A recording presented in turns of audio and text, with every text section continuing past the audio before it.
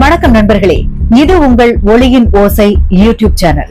இன்று நாம் பேச போகும் தலைப்பு ஊட்டச்சத்துக்கள் நிறைந்த கருவாட்டில் ஒளிந்திருக்கும் ஆபத்து. குழந்தைகள் சாப்பிடலாமா? இது சைவம் அல்ல, ஆனால் இது சீராக சிந்திக்க வைக்கும் ஒரு உணவு பயணத்தின் ஆரம்பம். கருவாடு என்றால் நம்மில் பலருக்கு பழகிய சுவை நினைவுக்கு வருகிறது. நம் தமிழர்களின் பாரம்பரிய உணவு கலாச்சாரத்தில் நாகப்பட்டினம் முதல் தூத்துக்குடி வரை தினமும் கருவாட்டு குழம்பு மட்டுமல்ல, வாழ்க்கை மீதான நம்பிக்கையும் கொதிக்கிறது.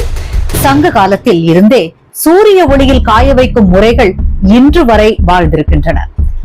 ஆனால் ஒரு வினா, இந்த பாரம்பரியம் நம்மை பாதுகாக்கிறதா அல்லது பாதிக்கிறதா? இதனுடைய ஊட்டச்சத்து பலன்களை இப்போது பார்க்கலாம். 100 கிராம் கருவாட்டில் 60 முதல் 80% வரை புரதம், மூளைக்கு ஒமேகா 3, தசை வளர்ச்சிக்கு அமினோ அமிலங்கள், எலும்புக்கு கால்சியம், இரத்த சோகை தடுக்க இரும்பு. இது உணவா இல்லை மருந்தா? சிறு மீன்களின் முழு உடலையும் உண்ண முடிவதால் நெத்திலி, கெளுத்தி போன்ற கருவாடுகள் வளர்ந்து வரும் குழந்தைகளுக்கு பொருத்தமான சத்தான உணவுகள்.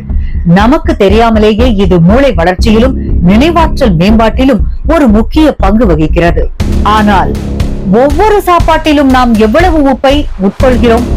1 கிராம் உப்பு கூட அதிகம் எனப்படும் போது சில கருவாடுகளில் 20 முதல் 30% வரை உப்பு இருப்பது உண்மையா? இதனால் உயர் இரத்த அழுத்தம், இதய நோய் அபாயம் மற்றும் நரம்பு மண்டல பாதிப்புகள் என பல சிக்கல்கள் ஏற்படுகின்றன. மருத்துவர்கள் ஏன் குழந்தைகளுக்கு கருவாட்டை தவிர்க்க சொல்கிறார்கள் தெரியுமா? சுத்தமில்லாத முறையில் தயாரிக்கப்படும் கருவாடுகள் பூச்சிகள்